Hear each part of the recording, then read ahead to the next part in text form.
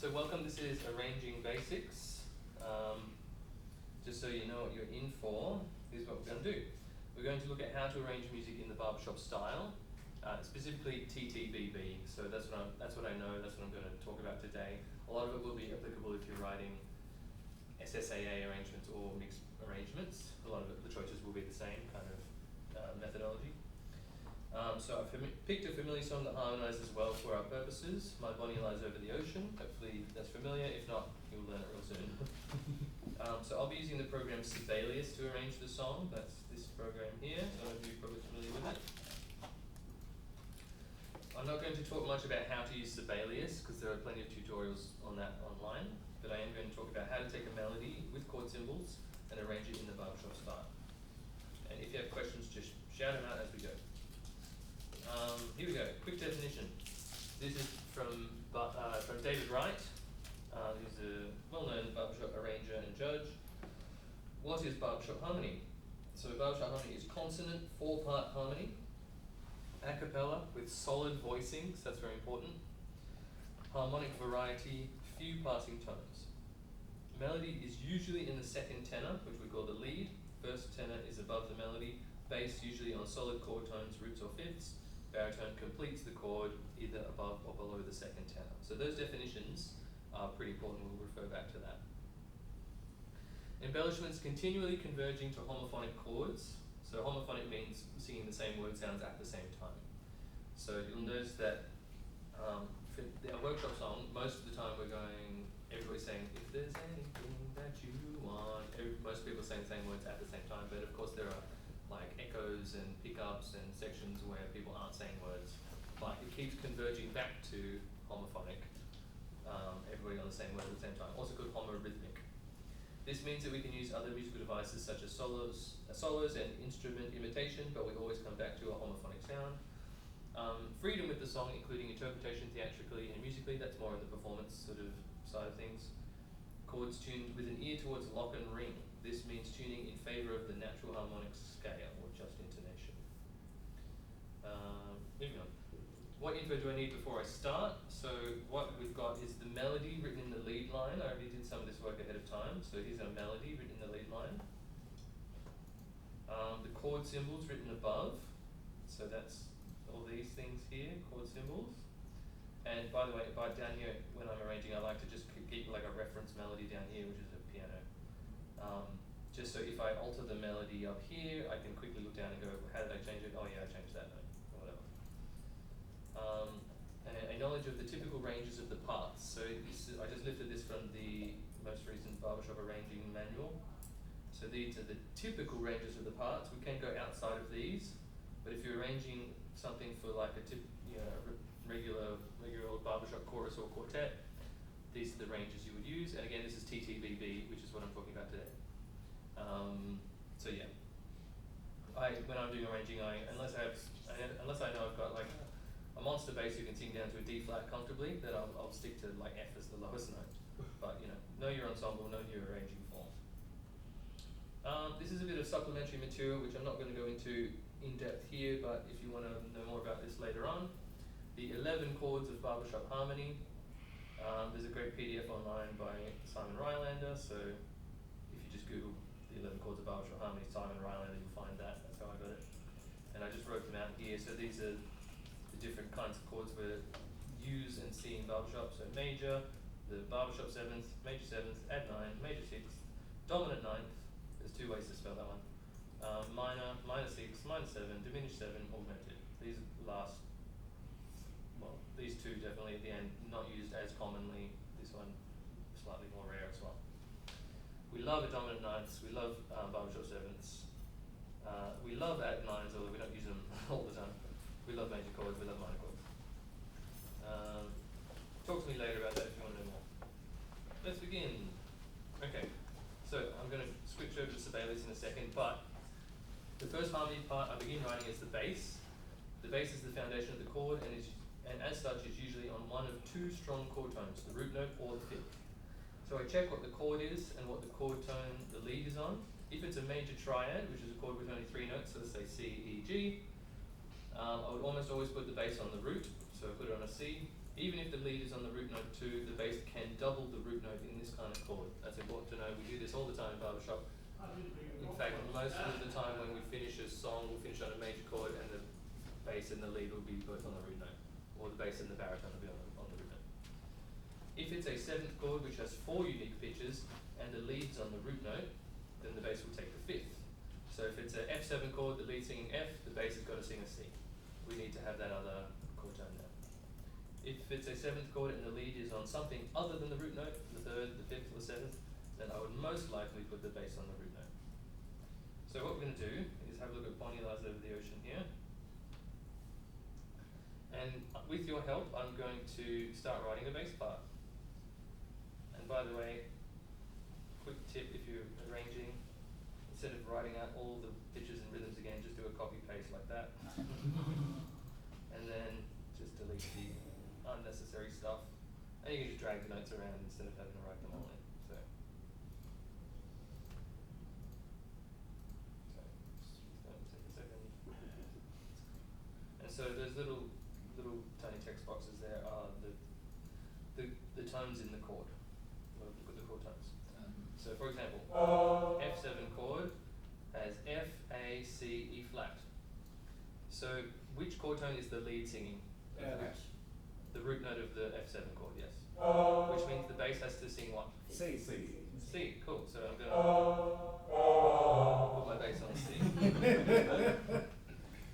Good. So this is a B flat chord now. Our lead is on what chord tone? Which is the third. Yeah. So start thinking in chord tones. So the lead is on the third.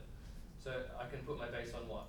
Root note. Good. Now I could put it on that B flat, but that doesn't look like a super comfortable bass note. So I'll put it down there instead.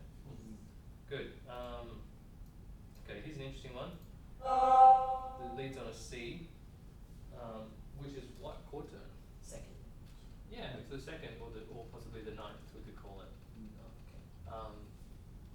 So this is interesting. The lead's not on a chord tone. So I'm going to flag this and come back to this chord later, because when I add the barry and the tenor in, something's going to happen there. Let's. So I'm going to call it a B flat add 9 chord, because I don't want to change the whole chord for this brief moment. That would be an option, but I'm just going to decide not to for now. But if in a B flat add 9, I'm going to have B flat, C, D, F. So the root note is still B flat, so I'm just going to keep my bass on that note there, okay? How about this one? What chord tone is that? Root. And so I can double the root, keep my bass on B flat as well. Okay, alright, things are changing now. So we've got a new harmonic moment. So we've got an E flat chord now. Now this is interesting. Our melody is not on a chord tone. What's that? 6. Yeah, so that's kind of going to be like an E flat 6, briefly, and then it's going to go back to like being a regular E flat chord there.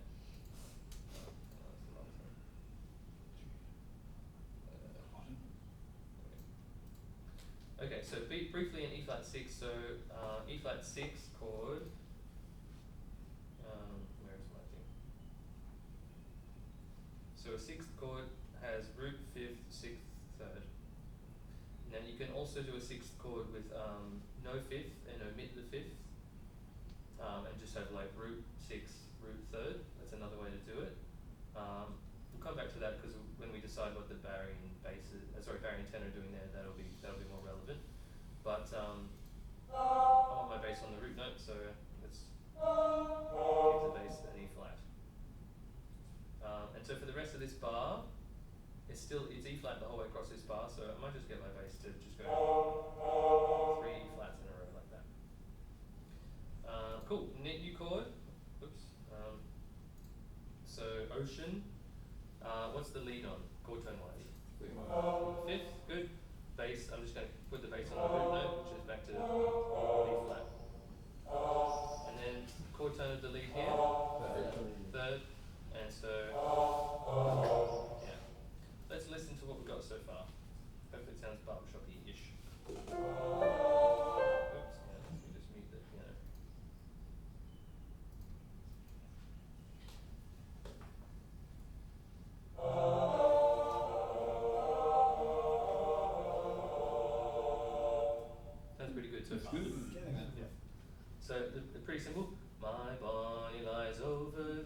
ocean is the bass. My body lies over the ocean. Why don't we sing it?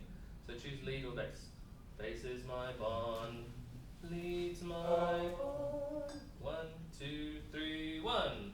My body lies over the ocean. Sounds pretty solid already. Cool. So let's get going. So here we've got an F7 chord. The lead is on the root, so the bass should be on the fifth. Yeah. Remember, if it's a 4-note chord, like a 7th chord, F, A, C, E flat, if your lead has your root note, then the bass has got to sing the 5th. So that's a C for the bass there. Now I think some of this is kind of repeating what we heard before, so I'm just going to quickly do it for you. Okay, here is a C7 chord. So C, E, G, B flat. What is the chord tone of the lead? 7th. The 7th, cool. So here I could choose to have the bass on what? C or a G. Good. So because the root note and the 5th are both available, because the lead's not doing either of them, what do you think we should have the bass do? Yeah, let's stick with the root note for now. We might change our minds later on. And let's just go to C16. Interestingly, the lead is going 7, 6, 7. So it's actually on, it's not on any roots or 5ths at all. Here we have an F7 chord. The lead is on what? The 5th, yeah. And so the bass should be on the root note F. Great. Moving along, here we've got an F7. Lead is on the root, so the bass is on the 5th. This is like before, so I'm just going to go like that. This is also like before.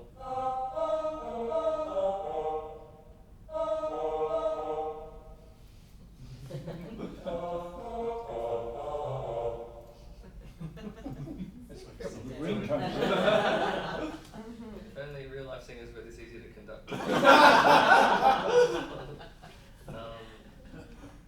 So that's also B flat. Okay, so here we've got an E flat chord. So bring back my. So let's see what are the chord tones of the lead is the lead doing here. We've got that's the 3rd, and then it's the. So let's just flag that as an E flat 6, and then this is back to a regular E flat because that's the 5th. So we might do something fancy here, but let's just go 3 E flats in a row for the bass. What's happening here? So the lead is on the what? 3rd. Let's put the bass on the root. We might change this later. Now the lead is on what? Interesting. This is going to be, if I have the bass on the root, it's going to be a tone apart. So good rub. Yeah. We'll see. Yeah, maybe not. We'll find out. So let's just put that bass on root note for the time being, and then here lead is on root. Let's put the bass on the low. Like that. Yeah. On that knee, that one with the rub. Yes. Would you not voice that chord as a C? What kind of C? Like a C7 or a C. Major? C major? C, like, well, yeah, but we usually want a 7th one. Probably. No. Probably not a major 7. I like the way you think. So let's call it C7 for now. The other option would be a minor 7. Okay. Later on, we'll come back to that. I think C7 or C minor 7 would both work well. But I want to talk about why to do that choice. Actually, I can talk about that briefly now. So like, here we've got a chord tone, or the melody's on a chord tone that's not part of the F chord. So it's a 9th. So either I could sort of crowbar in like an F9 chord, or I could have a quick passing chord. Great trick for when you need a passing chord, go up a perfect 5th from the chord of the moment. So an F chord, if you go up a perfect 5th, you get C. So you can use a C chord to accommodate a funky lead note like minor 7 because that changes fewer chord tones. So if I just say minor 7 for now. Okay. So let me just draw. Yeah, I'll just draw here for a second.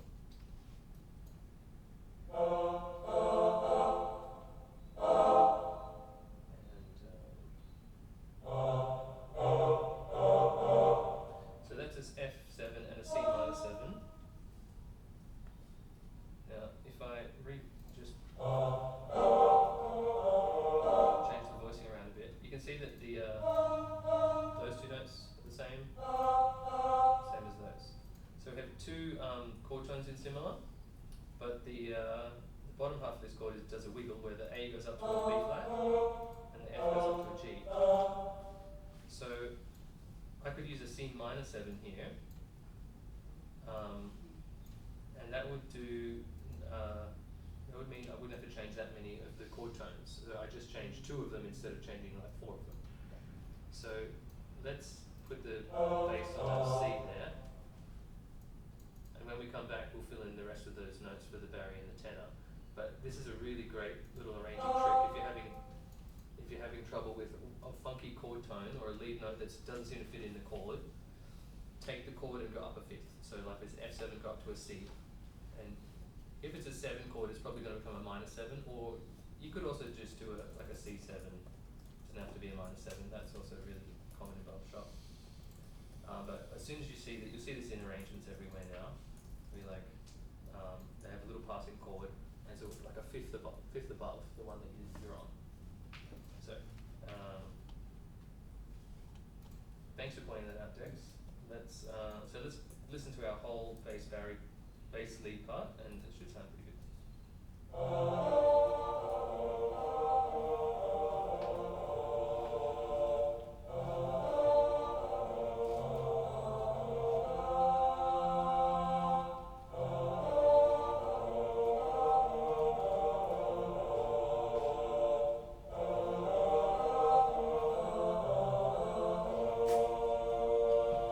Sounds alright? And now that you hear that bass part, right, we hear bass parts that do that kind of stuff all the time, don't we?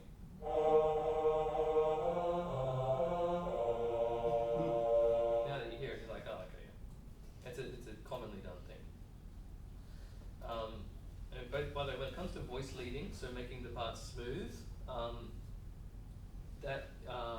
the tenor is kind of the one that you want to make the most smooth. Bass will jump around a bit because bass has to jump from like root note to root note or root note to fifth a lot. So basses are often singing like an interval of a fourth or a fifth away. So if you're worried that your bass part doesn't have very good voice leading, normal. That's very normal. They're always jumping like fourths and fifths. Okay, so we happy with that bass part? Yeah. Good. And does that all those choices kind of make sense to you? Yeah. The bass part's usually kind of the most straightforward to write because it's either a root or a fifth. And if your lead is on the root, then your bass is either doubling the root or singing a fifth. It's pretty straightforward to put that bass part in. Things got more interesting with the barry and the tenor. So, tenor. The next part I write is in the tenor. I aim to put the tenor on a chord tone above the lead and try to keep it within the tenor tessitura, so the tenor range, which is back here somewhere. So they're suggesting B flat to B flat, that octave for the tenors. And I would sometimes go a little bit higher or a little bit lower, but try to stick within that. Smooth voice leading is probably most important in writing the tenor part. Because the tenor is on top, the ear follows it, consciously or subconsciously.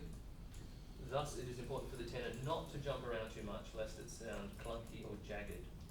So you could write a tenor part that jumps a lot. It makes it really difficult to sing and also makes it really crap to listen to. So let's not do that. So here again, I'm just going to do a quick copy paste of the bass. Stick that there, so I don't have to write the words and rhythms again. Jump it up an octave. Okay, so now we need to look at our chord that exists. We incorporate what the bass is doing and the lead, and then figure out what the tenor is going to do. So in our F7 chord, the root note is taken and the fifth is taken. So the tenor has to either do the third A or the seventh E flat. What would you suggest? A. So would you want this A or that A?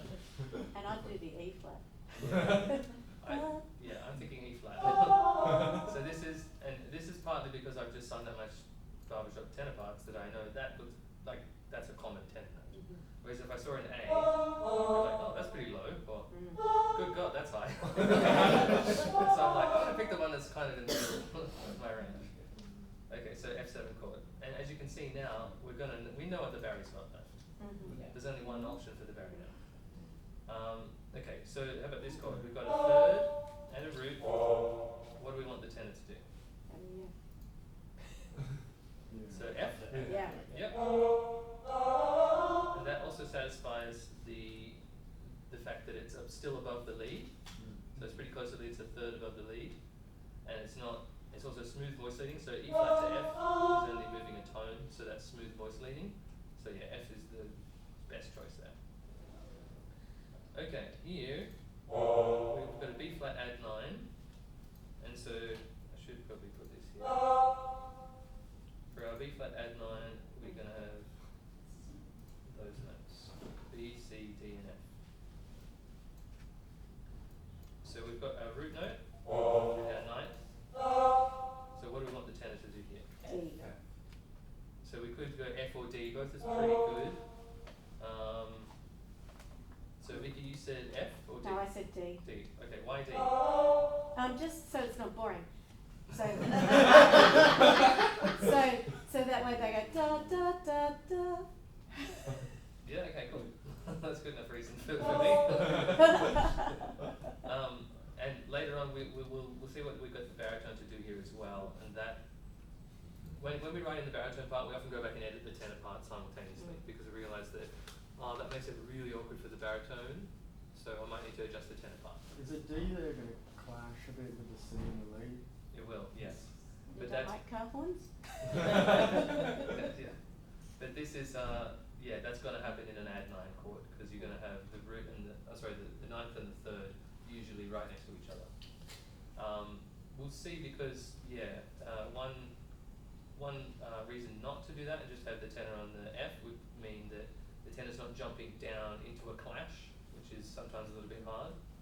We'll experiment later. So that it's really like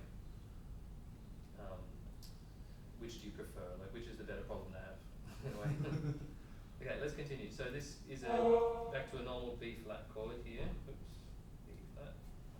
So we've got root and root. So the tenor could be third or fifth. What should we put the tenor on? We could go back up to F. Yeah. Yeah, or we could stay there. Yeah. I'm inclined to stay, Yeah. just for smooth voice leading. And again, I might change my opinion later when the baritone comes in. We'll see. Couldn't it also change due to the voice leading of the next part? Change to an F or change? Yeah. Well, it'll depend on what we do in but Yes. Yeah. Well, let's see what we want to do in this part. Yeah. So we've got an E flat 6 chord here. Now, the way I would like to voice this one, just copy paste that. I think the best option here is to do an E flat 6 chord where we double the root and omit the fifth. So you see this one used a lot in Barbershop, especially when the melody is going like, let's say ba ba, the melody's going 6 5 6 5 6 5. It's going back and forth between 6 and 5. Like, try to leave a hello my baby. That happens in that melody, and instead of getting the baritone to go hello my baby, which is like clash clash clash clash clash. It just sounds a little bit too clashy. You get rid of the fifth altogether and treat the sixth as like a fifth suspension. So that way you've got root note fifth, root note third, and the fifth is just going 6 5 6 5. It's sort of just a substitute fifth. So that's what we're doing here. We're going to have root note. Barry's going to be on the third, the lead's on the sixth, and then with the tenor's going to be on the root note again. Okay, so, and I think that's going to be straight across that chord there. So the lead's going over the, and the tenor's going over the, straight across. So that's really smooth voice leading. It's going to sound nice. If you wanted to mess with them on that car horn that happened in the previous bar, you could go so da da da da da da da. Da, da, da, Yeah. Like Yeah. that. So you We can could. just matching up that car horn with each bar. Car horn, yeah, on the middle of the Vicky, do bar. you wake up in the morning and she's violent? Yes. What do I do? Just against tenants. So yeah, I'm gonna choose to keep it simple for now. Yeah, that's okay. So let's look at ocean here. So here's one of the ones, the lead's getting quite low now.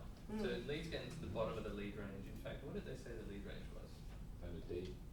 Down to D? Yeah, so lead's actually getting to the bottom of the lead range there. On ocean. Yeah.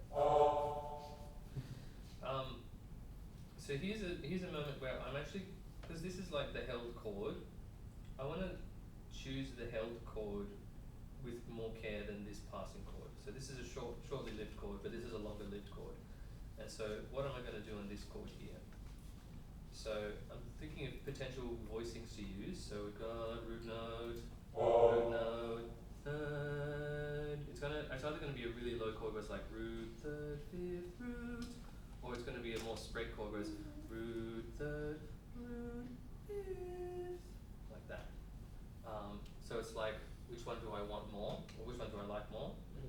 What would you prefer, lower or higher? I would say lower. Lower. Lower, okay, cool. So in that case, we will have the tenor there on that root note, and it makes sense. Actually, we'd probably go like that for the tenor. Over the ocean. That seems it's going to work pretty well. Let's listen to the lead and the tenor together.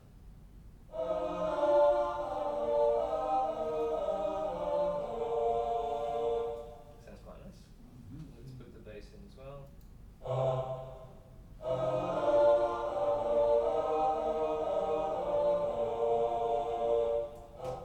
I don't mind that. I think later on I'll show you what this one sounds like. The tenor's up there, and we'll have the baritone on a B flat here,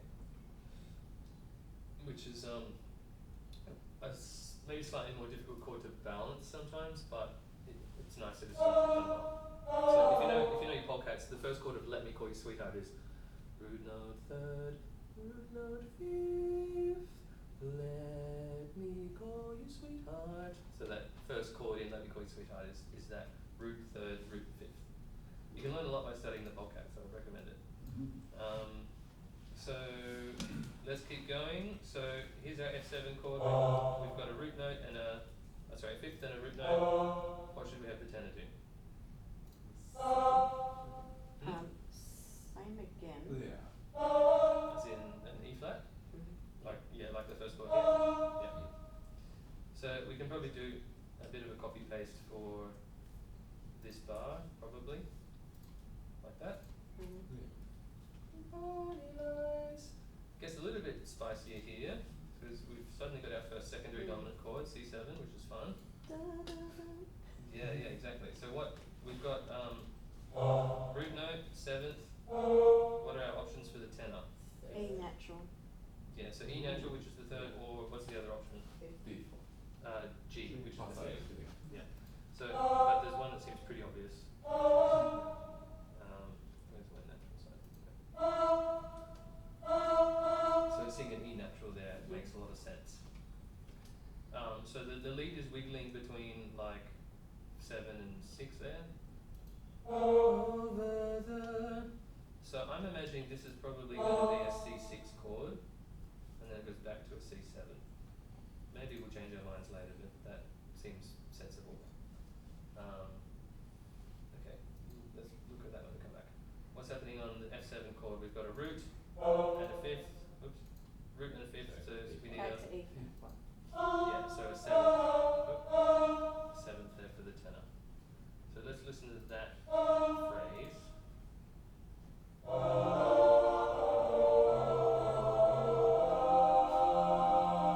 Sounds good. And that's like, listen to that tenor part, that very, typical fare for a tenor, this part.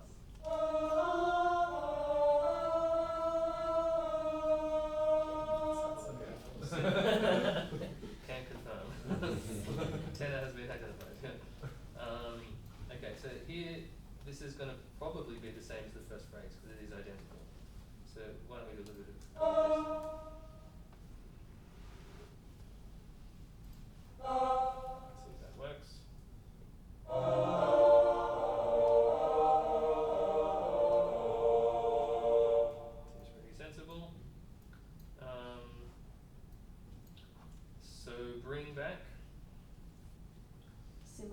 Similar. Yeah. I'm thinking maybe the pickup chord will get the tenor up to the D. Just like What it's if moving it- in 6 with the leads, which is nice. Sorry, Dan. What if in 11 you put instead of coming down to the B flat, you go up to the F this time? Oh yeah, make it different on the second time. Yeah, why not? Fun. And then, would you? No, I'll shut up now. So there's an opportunity for a passing chord here, I reckon. So what? Yeah, let me pose it as a question. Let's think about our circle of fifths. Let's bring up a circle of fifths.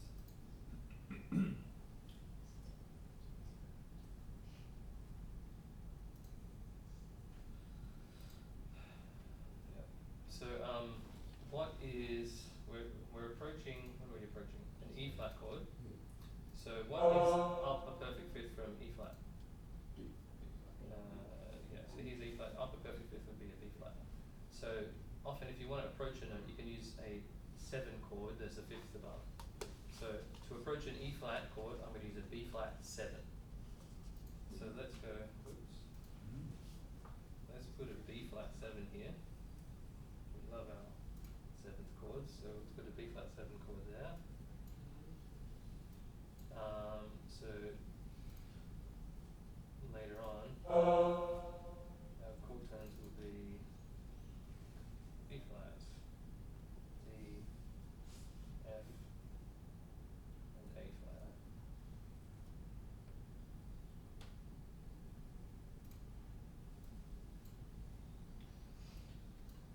So that's going to apply to the barrier. The barrier will be on an A flat here. But anyway, the tenor can stay on the D because that's the third of that chord, so that's fine. Bring back my Barney to me. Okay, so here we've got an E flat chord. Bring back my. I think for our E6 chord, we might just use the same kind of E6 we used before. Where was that? Here, where we omit the 5th of the chord and replace it with the 6th. So it's like root third 6th root. Looks like we can actually just have our tenor sing E flat straight across that chord, I think. And the Barry's going to be the one who's kind of dodging the melody in this part here. That's what Barry do. So here, let's look at these chords. So we've got F7, C minor 7, F7. So what have we got? We've got a root note and a third. So we could have our tenor on the 5th or the 7th. What are we going to have? Go to the C. Do you reckon C? Otherwise, I'll be staying on A flat the whole way through. It's kind of boring. Well. So that was boring for them. Yeah. That was boring for the listener, right? Well, yes, but we're not writing for interesting tenor parts. We're writing for well voiced chords. So my recommendation. Yeah. E flat. It's still fairly smooth though. Like, I was like, not a big yeah, deal. I would love to see you absolutely mess with this. But where are you gonna put the Yeah, E like flat? just It's not up there. completely mess with it. Just Unless to make it interesting, instead of doing a C minor, you could do a C 7 Yeah. instead. So that We can do that. Yeah, we can do that. So why don't we go? So that's going to be an E flat. This one's going to be E natural. And we're going to go back to E flat again. And then what do you think we're going to land on the last D. note? The- Absolutely third. Yeah. And so yeah, we want to like that's the strongest chord to finish on with. Root 5, root 3. That's just the best, the most consonant kind of chord to land on. So. Okay, I think we've got a full tenor part. So how about we go? Let's listen to the lead tenor duet first.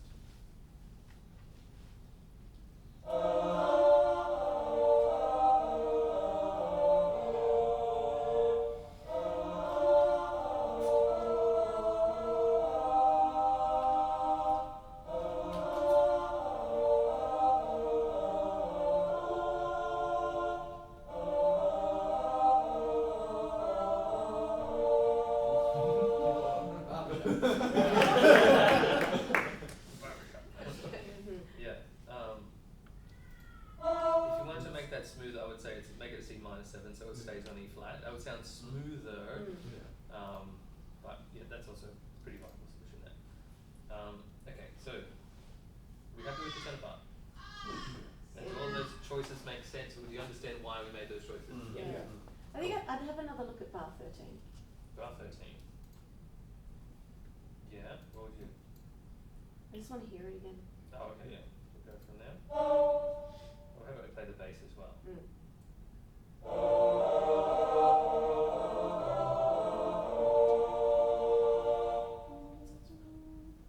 Mm. It could use like some embellishment or something, but that might be. Well, there's embellishment in the Yeah. bar. It might, I mean, yeah. it might be worth at I was least waiting thinking until the G. baritone is Yeah, playing I'd go up to something. the G. Da da da da. And then F.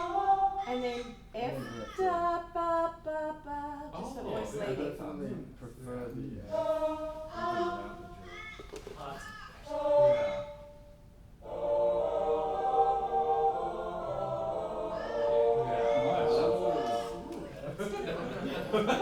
Sexy. Thanks. Good, okay, well, that's gonna create something interesting for the baritone to do later. That's right, that's their job. Yeah. So here's They just where- have to do some flips. Yeah, just stay in their lane. And so yeah, here's the interesting thing, when we write the Barry in, we might have to unpick some of the choices we made before. Of course. Okay, so let's go. I might go to G and bar 6. I like bar 6 too. So F7 chord, we've got a fifth, a root, a seventh. What's missing? The A. So the Barry has to be on the third there, and that's a sensible baritone range area as well. Okay, so this chord has root, third, fifth. Yeah, double the root. Yeah. So remember, in a normal major chord, I think I wrote this down somewhere else. Talking about doubling the root. Yeah, if it's a major triad chord with only 3 unique notes, I would almost always put the bass on the root note, even if it leaves on the root note, with the bass can double the root note. And ditto, like you can have the bass and Barry doubling the root note. Sometimes even on the same pitch. So like, especially if they're going to peel apart. But here we've got an octave, so the baritone's octave with the bass.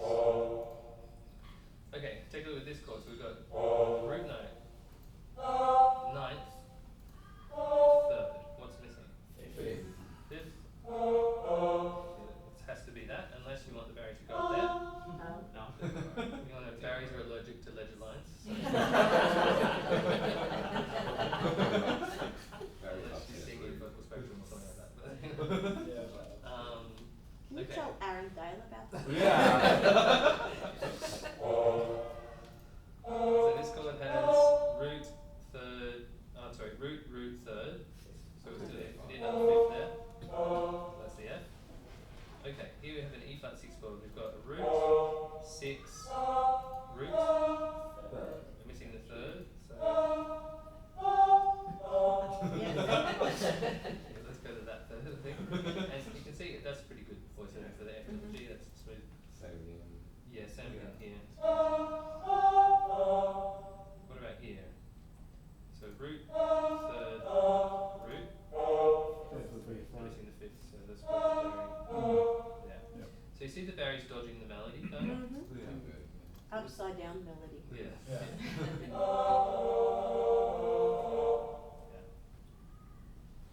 Okay, this chord has a root, a fifth, and a third. Double the root, so it's already there, which is good. This one has a root, third, root. Fifth. Good. Let's listen to bass and Barry for a second.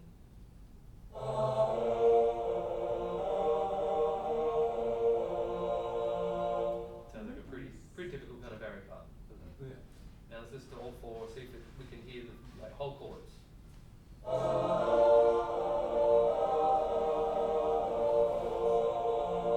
Sound alright? Yeah. Yeah.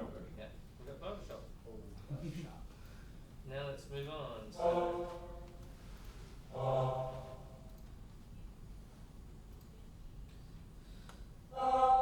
So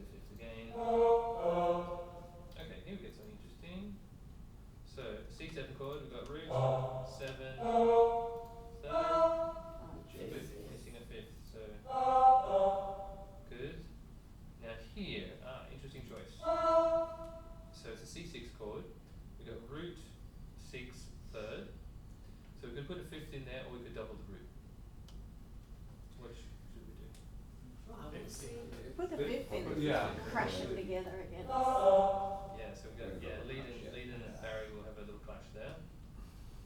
But it might sound cool. And What's then, two perfect fifths on say again? It's that chord is two perfect fifths Oh, on yeah. top of each other. Yeah, is that interesting? Yeah.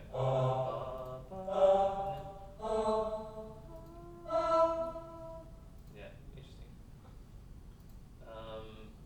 So that can just stay on the fifth chord. Okay, this chord's got root, fifth, seventh. We're missing a third. There we go. So let's listen to this phrase. Maybe just bass Barry first.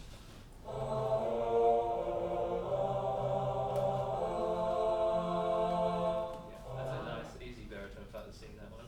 Have we avoided parallel fifths? No. No. No, nor consecutives. You could do whatever you damn well want in this day. I learned about 3 years of music. You can have Take all that, consecutives, you can have compartmentalise that. parallels. This is Barbershop. Yeah. Yeah, no, there's tons of parallel fifths, consecutive fifths in Barbershop. And in Bach, by the way. So even though that is a rule, Yeah.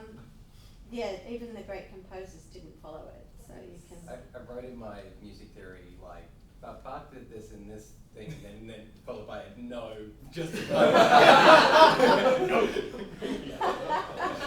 At least we don't have to plot out cadence points in this. But this is so much better. So let's listen to that phrase.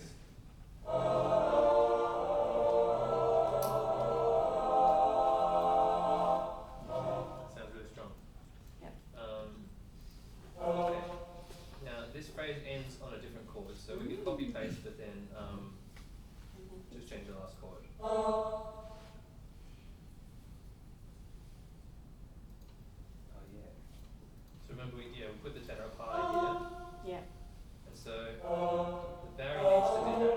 Mhm. So we've got root, third, fifth. So actually, let's listen to both of those phrases and hear the contrast. So the first one goes like this.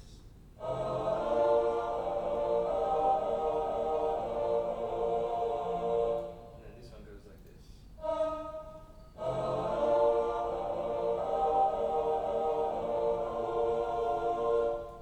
Yeah. So just enter the more spread and higher voicing. And it's only the Barry and tenor have changed. The bass and the lead are exactly the same. So yeah, maybe it's just interesting to have a contrast there. Because you could do the same thing twice, but keep it, spice it up a little bit. Yep. So last phrase. So,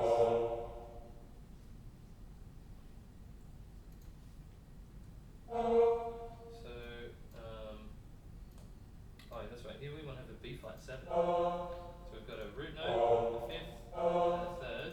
And we need a seventh, which would be A flat.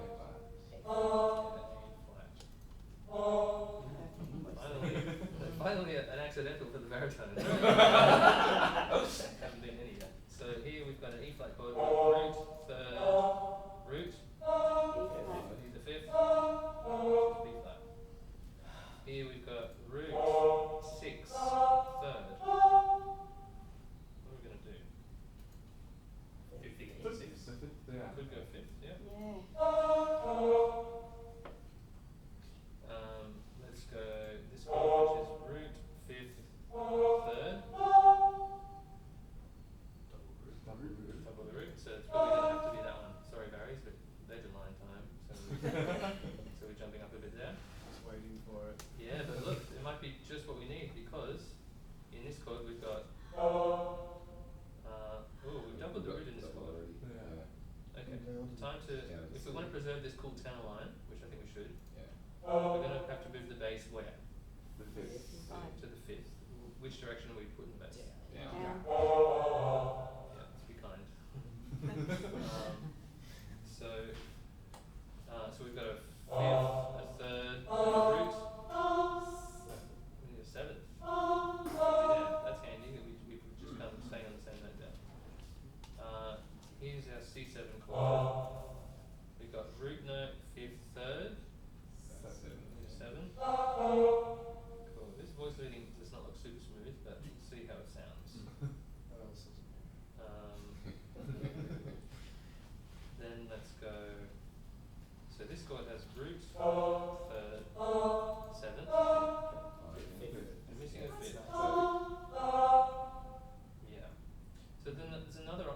chord, which is kind of to invert the bass and the barry. Mm. So if you put the barry on the root and the bass on the fifth.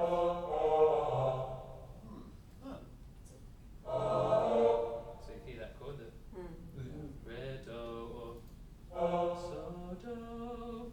It's not very good voice leading, just look at all those. But still something to explore, so we really need to listen to this bit a few times. I'll leave it like it is and listen to it. Let's listen to the bass bit.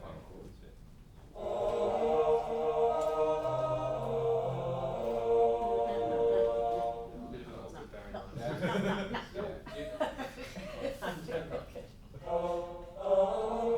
Let's do that and put the bass on.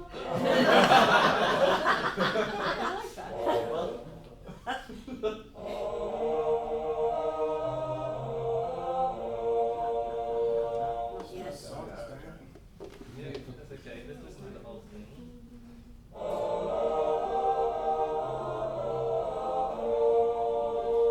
We need to That does sound fun. change the Change last it. note to have a. You can't change the lead, can we? Oh yeah, there's no There's no, Thank yeah. you, Shane.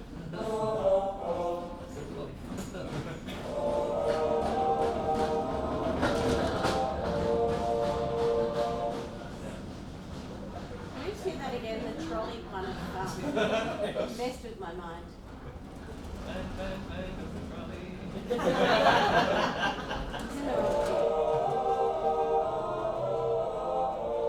Can we just hear the chords back my?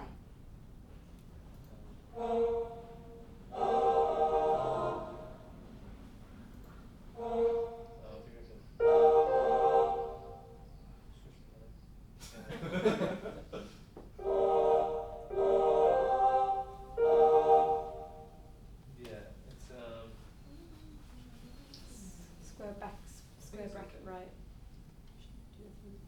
hey, second. Square bracket right.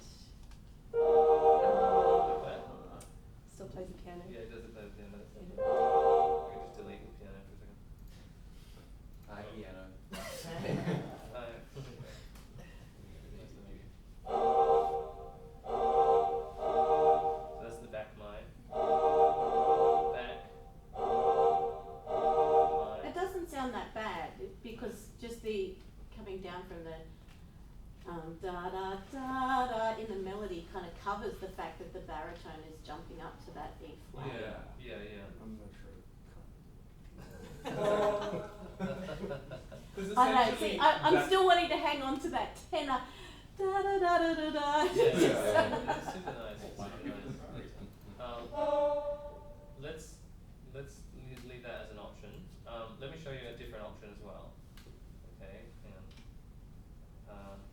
Maybe I'll save that as. So, my question is, does it have to be an E flat 6? Well, on which chord though? The- So, can we just pick a different chord? Yeah. Like this one? D major. Yeah. As in like a totally different chord to that has Yeah. a C in it? Yeah. Yeah. Yeah, we could.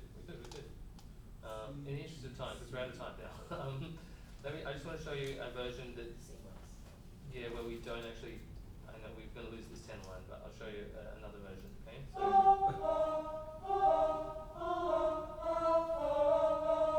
So this is just real basic, but Mhm. but it's like workable, really workable. What am I gonna do there? Okay.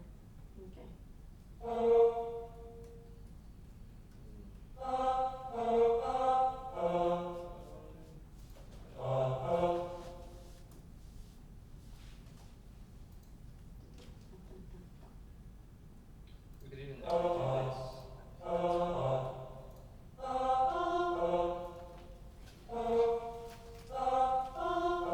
I think that's what I want. I think that works.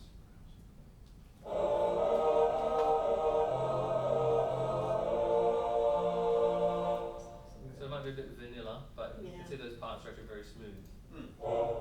So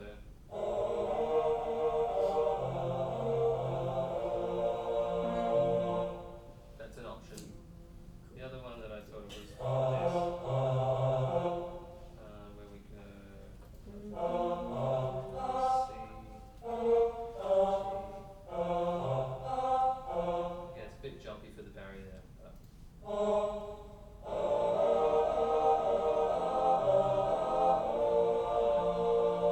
Double the fifth here. Should do that.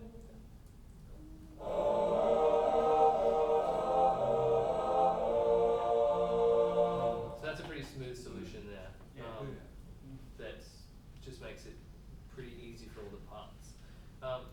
So again, like the purpose of me showing you this was just to like how to basically go about harmonizing a melody for barbershop harmony. And then, but of course, all these interesting choices appear. Like, do we want to? Ooh, maybe it'd be really cool to have this fun little tenor line there. If you do that, you just have to know that okay, that might make the barry part a little bit interesting as well. But it's like, yeah, and remember this is like only the first time through of the song. If we're going to arrange this song into like a performance barbershop piece, then we'd probably it would be twice as long. And on the second iteration, you would add in the spicy stuff. Yep. You wouldn't just sing it the whole exactly the same way again. You would do it again. You would Sure. add some suspensions or add some cool embellishments or tenor feature or stuff like that. But in terms of like just like basic barbershop, this is how I go about it, writing something that is singable for all the parts. Oh, speaking of singable, we should sing it. Do you have a question though, Shane? Yeah. When do you make the choice to have like tenor parts going below the lead, or like the melody being passed to different parts? Yeah, great question. So if tenor goes below the lead, that's usually when the lead hits the like high point of the melody. So it doesn't really happen in this song.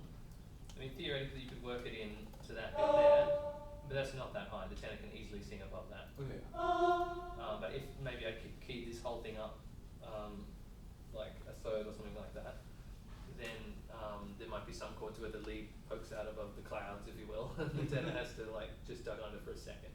It's usually just to accommodate a high lead note. You wouldn't just do it because you felt like it, I guess. Yeah. And what was the other thing? Oh, when to pass the melody around. Yeah. Well, I mean, yeah, it depends like what the point of your chart is. So like a while ago I arranged Sloop John B, and it's quite long. It's got like 4 verses, something like that, and it was just kind of boring to keep with the melody and the lead part the whole time. So I was like, let's give the barries the melody for a while, or the basses or whatever. And so it's mostly for interest. Yeah.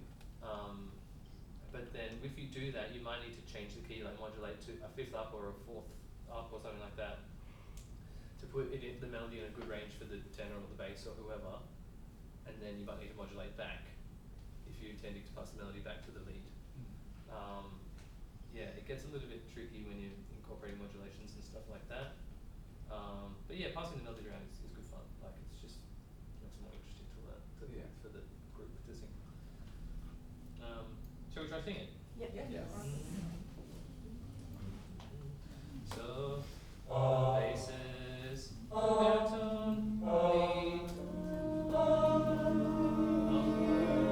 I'll scroll it for you as we go. So, 1, 2, 3, 1. My bonny lies over the ocean. My bonny lies over the sea. My body lies over the ocean. So bring back my body to me. Well done. Cool. Successful. Yeah, thanks everybody. Thanks for coming. Thanks for your intelligent questions. Thank you. And the stupid ones too. That was good too.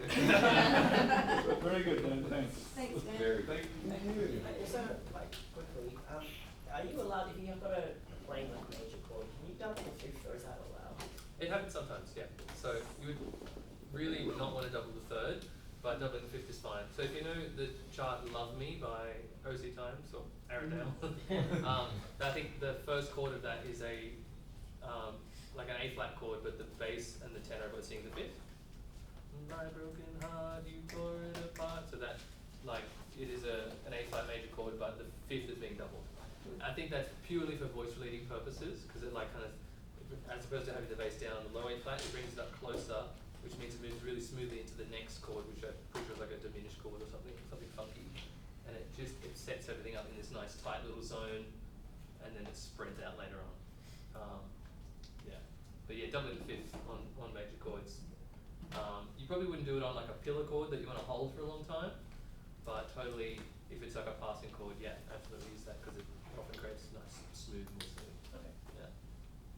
Yeah, Shane. When the bass has melody,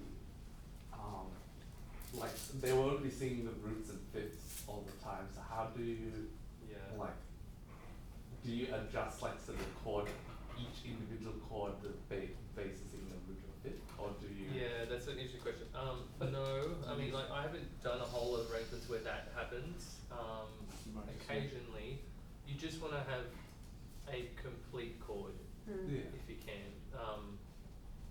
So, I don't know, talk to Aaron Dale or someone like that. But like, I would put the stability just in another part. Yeah. So like the Yeah. lead would have the stability that would have been in the bass Yeah. when they have the melody. totally. Yeah. But you don't want to just have another, like the bassist take the melody and then you write a bass part. No. for someone Yeah. else. Yeah, you want to mostly like keep the bass on the bottom, but there might be moments where the bass does this and the barrier just ducks under for a moment, Yeah. kind of like the lead tenor switch over thing.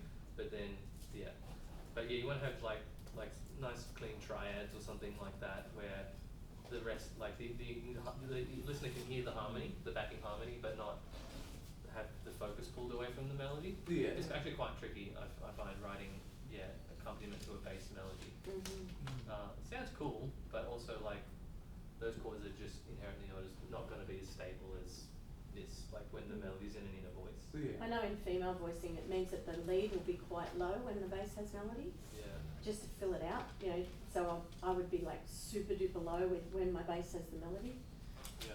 you know.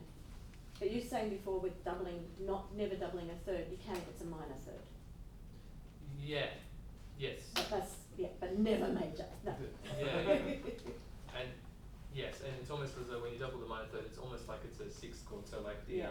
that chord there, you could argue that's like a C minor chord, because you've got E flat. Actually, maybe not that one, because that's got a fifth in it as well, isn't it? Where's the other one? Further back. Maybe we wrote that chord wrong. I think that was supposed to be that. Let's just say it's that. So like if you look at this chord and pretend it's a C minor, you've got third, fifth, root, third. So it's kind of a C minor